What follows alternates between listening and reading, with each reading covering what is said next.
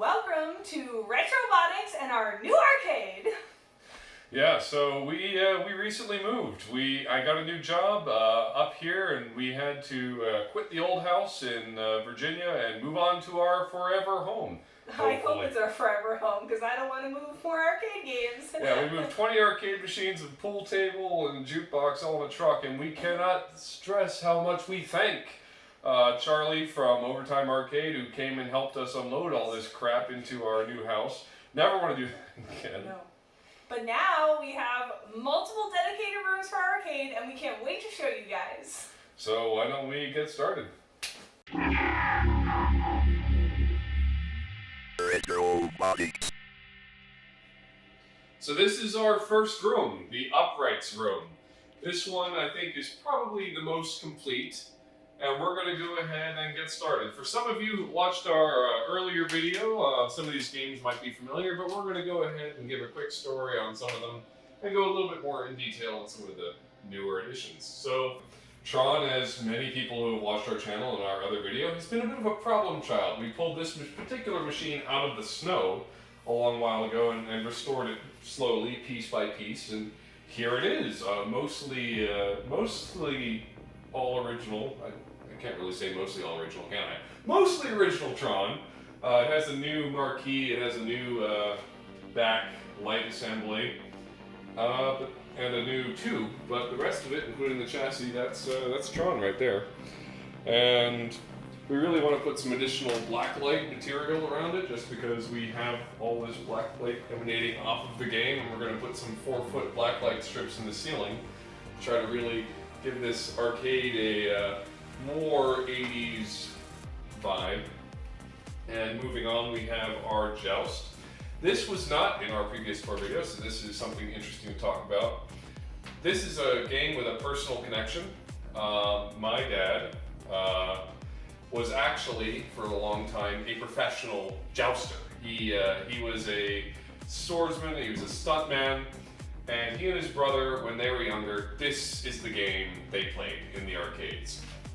They would talk about this game in particular, and it was just right up their alley because they were both doing this sort of Knights Renaissance fair stuff at the time. So this is their favorite machine. We just had to have one, and we picked this thing up. It was in absolute junk condition, but slowly but surely we restored it back to what it should be. This is our first, I would say, complete restoration, where we did the art, and we did the whole front CPO, restored the entire cabinet, acquired board sets, everything for it. It's just an absolutely gorgeous game now, not that it used to be, and if you want to see more about that, we have a video on it. Following Joust, its close cousin, Robotron. This is a game that I personally enjoyed, not only for the theming, we both love robots here as Retrobotics, but it's just such a really fun game that invigorated the whole twin-stick shooter genre. This would be the grandfather of Binding of Isaac or any of the other sort of twin-stick Xbox games or roguelikes or dungeon crawlers. This is the grandfather. I know there was an earlier one, Space Dungeon, I think it was, used twin sticks, but Robotron is the real game that popularized this. And this is another one of our near-complete restorations. The only thing we haven't done yet is track down an original board set. If anyone's got one cheap, let me know. But this is currently running a J-Rock, as we have not tracked down a Robotron board set yet. So that was also a new addition since our last tour video. And then here we have Asteroids Deluxe. Some of you may recall, we pulled this thing out of an abandoned house. That was quite interesting. It wasn't in our previous tour video because it happened afterwards, but this was just the grossest thing that we could possibly imagine. The owner wanted to demolish the house or something, and it was falling down around us, hoarder house, and they just said everything needs to be out of the house. So you want this thing, come get it, 75 bucks. So I remember I had to punch up the door just to open the door enough so we could get inside, and there was the game, and it was complete. Musty, dusty, covered in animal tracks, but complete it was. So we were able to get it home, and we weren't able to fix the PCB yet, though it did partially work, and we still have it. We've got another PCB in it for the time being. But the cabinet itself restored quite nicely. It's absolutely gorgeous. And we ended up selling our Asteroids Deluxe cocktail machine in favor of this one because the Pepper's Ghost effect with the blacklight art inside the monitor is just top notch. It's so beautiful to look at. So we're really happy we got this. Next up, Tempest. For now, our only color vector game. Quite the interesting game. Quite the fun game. It was also our first game that Sam and I got together, and it's very special to us for that reason. We did not know what we were getting into at the time. We picked this thing up, and we thought, oh, it'll just be a flyback. That's what the guy said. It'll be fine. It wasn't. It took us 9 months to put this thing back together, and that was with the extensive help of one Andrew B. on K-Love, who fixed the boards for us while we worked on the monitor. And it was also a problem child. When we moved it, it died. It did not want to keep working. So if you noticed in the short we uploaded yesterday where we were providing the trailer for this, that was off because it was not working when that was recorded. But now it is. We decided to replace a negative 15 volt regulator on the PCB, and we are back in business. So awesome. Following that, we have Space Invaders, and this is actually Space Invaders Deluxe. This is a game that we've had with a bit of another storied history. There's a video on that, I think. Basically, we got a free Space Invaders guts when we picked up Tempest, no cabinet. We later got a cabinet that was roached, and we put all the guts in it, and we got a working Space Invaders out of it. Then we picked up another broken Space Invaders with a better cabinet, swapped all the guts into that one, and here it is. So this is our free machine. It works, mostly, and it's just a really interesting classic. And the reason we put it next to next to Tempest, even though it's our only black and white game that's not a vector, is because Tempest was designed to be an evolution of Space Invaders. It's the next logical step. Tempest was supposed to be sort of a three-dimensional Space Invaders until Dave Theurer had a dream about monsters crawling out of a tunnel or a hole in the ground, and that's sort of where the Vortex, early prototype name of Tempest, came from, and how this game came to be. Lastly, in this corner, we have Centipede. Although it doesn't look like Centipede. That's because we put our Millipede PCB into it for the time being, as we are working on a Millipede, but it's not ready. So in order to play Millipede, we just stuck it in there for the time being and left the Centipede PCB on the shelf. This is one of our favorite games. It's been such a pity that it's in the corner with the art covered. We have not figured out a solution to have the art visible on all the games with fitting them into this room, but in order to maximize our arcade collecting potential, we made the decision to line everything up all nice and tidy-like so that we can fit more things as we collect more things into this room. And now, since most of the 80s games are covered, let's go to Sam to talk 90s. Welcome to our 90s games. So first up is Mortal Kombat 2. And this game was actually the first game Liam got when he was back in high school. And it's the first game he learned how to fix up, but it was actually in what we now have Aliens in that cabinet. But we ended up upgrading it to an actual Mortal Kombat cabinet. Sadly, both Liam and I are horrible at Mortal Kombat, but at least we're a little bit less bad with the proper button placement and the labels and the controls. So we've played a little more now that we can actually, not just die in 3 seconds. And then perfectly timed, next is X-Men, which is one of my absolute favorites. I really want a 6-player X-Men. Those are a little hard to come by, but the 4-player is doing us nicely right now. We got this, we drove like 8 hours back and forth from Michigan to get it. We have a whole video about it. It was quite the trip. We woke up way too early, but it was definitely worth it. It's awesome getting to play with 4 people. We have some friends over. I'm also good at this game, which makes I almost always beat Liam, and that never happens. So it's very enjoyable for me to play. I always play Nightcrawler. That's the best. yeah, so this is a prize game. And the next game is Aliens. And this game actually, we didn't know existed, except that I know Liam loves Aliens. I also love Aliens, and Alien, the whole franchise. And, should I wait? Oh. And so we love it. We love, shut up, Colossus! So Aliens. We are huge fans of the Aliens franchise. And this actually, we only found out this existed because one day I was like, hey Liam, I wonder if there's any games from things we like that just like might exist, we just don't know about. And we ended up looking up if any alien type game existed because we were like, ooh, maybe it'd be fun to get some like kind of a horror game. And we were like, holy crap, there's actually a game.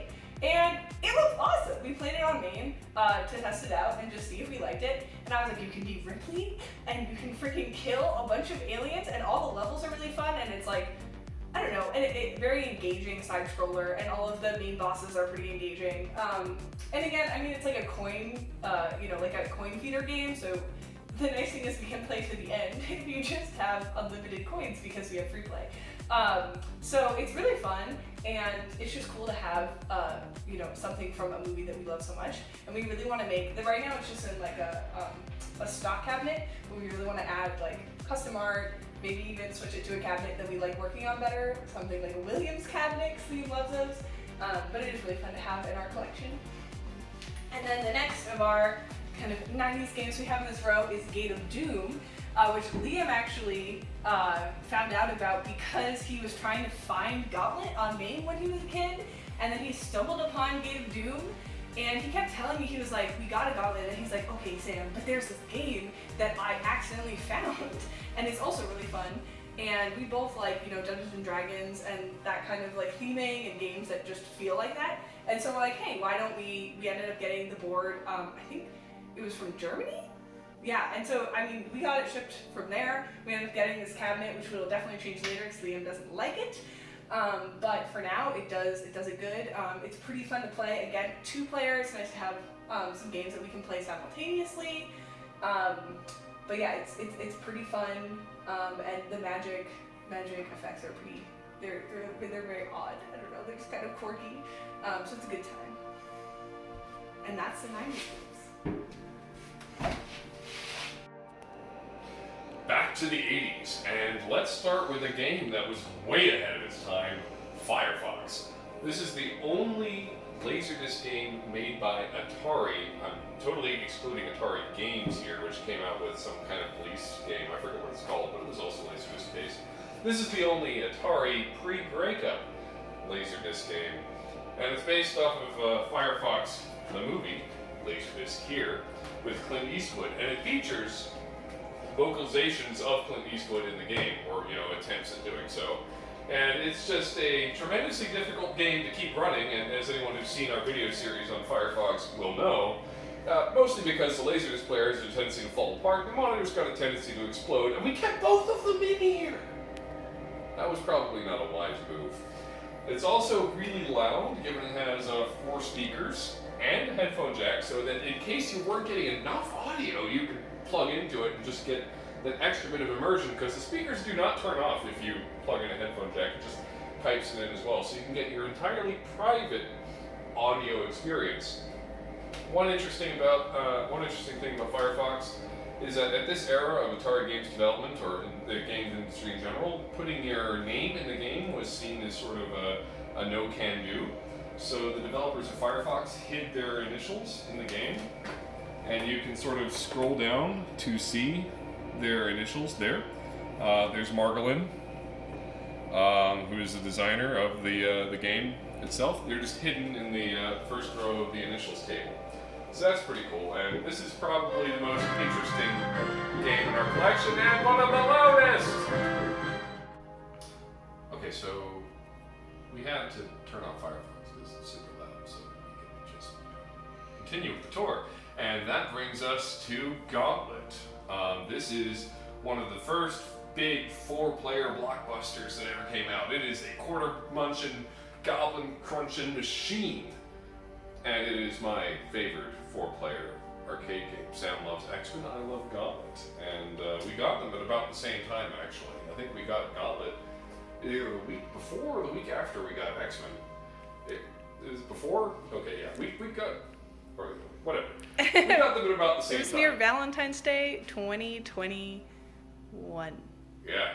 So. Or 2022? I don't know. We got it at the same time. It's great. Love this game. This is actually Gauntlet 2, which I hadn't played before we picked it up because I had always played Gauntlet as a kid. But the concept is the same. You have 4 characters and you roam around and you kill monsters and sometimes each other and you compete for food. And basically, whoever's the biggest dick wins the game in terms of hoarding resources. It sounds a little bit like an analogy for human society. Anyway, bad analogies aside, the game's really cool, and in Gauntlet 2, you get to choose your own character. So, unlike the first one where warrior, Valkyrie, wizard, and elf, you can actually have as many as you want, and the game will differentiate by saying, green elf needs food badly, or warrior is about to die. It'll just go red warrior or blue warrior. Just has that nice little bit of extra differentiation. Also added some additional enemies, such as the quote-unquote final boss, a dragon, or the It, which basically turns everything into a giant game of tag, where all the monsters come after whoever's It, and you can assign It to another player by colliding into them. So yes, I love this game, and I'm glad it finally now has the real estate in this room necessary for people to enjoy playing it without feeling, well, extremely crowded, as I can get to the side of the machine. So, this is my baby. Or at least, well, these are all our babies. Now, to continue the tour, we'll go back to Sam, who will show off our pinball and the cocktail lounge. And we have Space Station here, which is our only working pinball at the moment.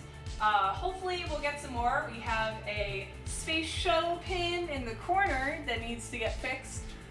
It needs a whole playfield rebuild, which we need to undo at some point.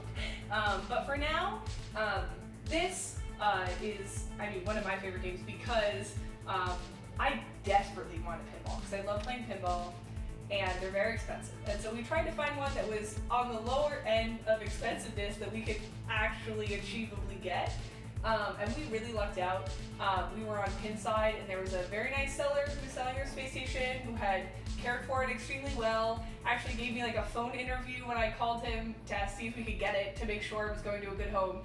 And we assured him, that we love arcades and we're only going to keep getting more games, and we're huge space nuts, so it fits perfectly here. I can't wait to get more pinball, especially the Addams Family. It's on our bucket list. We literally have an Addams Family translate that we're going to have our friends and family sign at like our big wedding this summer, just so we can put it next to our future Addams Family. Like it's a necessary thing that we need, but for now we love playing Space Station.